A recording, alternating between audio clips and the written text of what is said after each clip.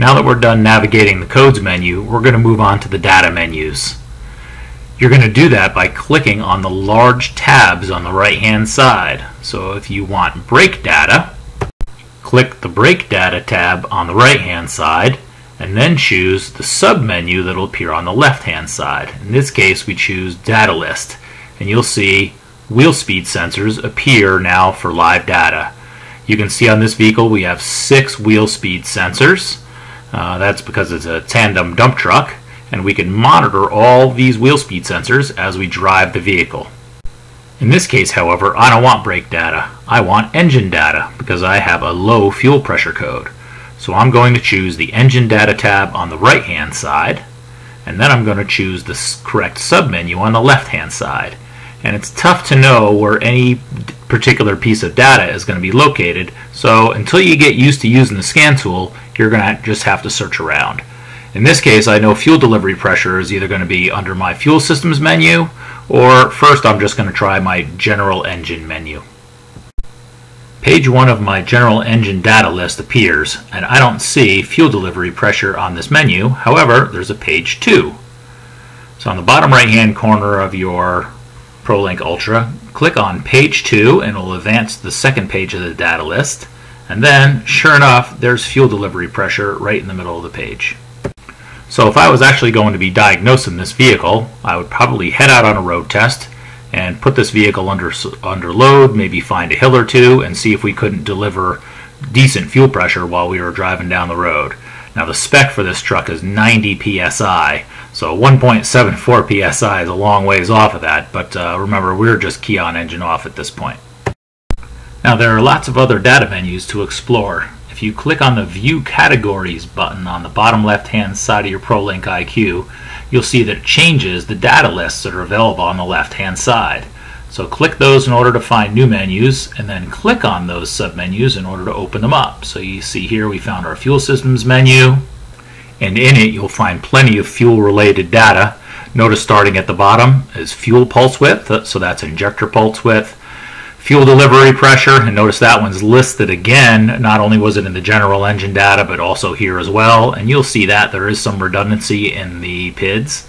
Above that is ETP desired engine throttle position. And then above it is actual throttle position, and then above that is the CTL offset is throttle angle error. So you can see some of the data will get quite in depth. A handy feature of the ProLink Ultra is being able to build custom data lists inside your data menus. These are called quick lists. You'll build them by touching the open boxes to the left side of any PID you wish to see on a separate screen. As you touch the box, a small check mark will appear there.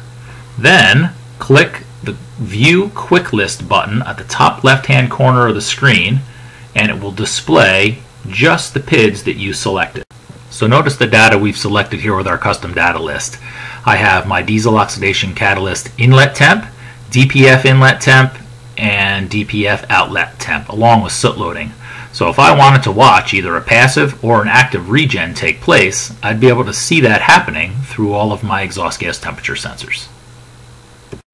Another handy feature of the ProLink Ultra is being able to graph data. It's easy to do so. Just bring up the data that you'd like to see and click Graph Page on the bottom left hand corner.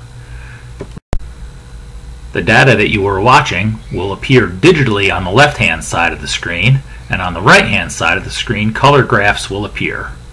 In order to see any color graph in detail, click it on the left hand side. It will put that particular graph in bold and also add a digital number to the right hand side. In order to read all the data on your ProLink Ultra, you're going to need to know one more thing. Notice on this screen where we have a list of after treatment regen inhibitors. This data will tell you why your truck won't go into regen. So note it says AFT regen inhibit, accelerate, ... And the next line is AFT regen inhibit, clutch, ... And then it says inhibited or not inhibited. If you want to see what all of these mean, you will actually have to touch and hold a particular PID, and then the rest of the data will appear. So you can see that this one is after treatment regen inhibited due to the engine not warmed up. Now on this vehicle, that's not a big deal. We've looked at engine temp and we've also looked at our exhaust gas temperatures, and we know that this is a cold engine. However, if you had a truck that wouldn't do a regen because your foot was on the service brake, that would be some handy information to know. This concludes our video on ProLake Ultra data.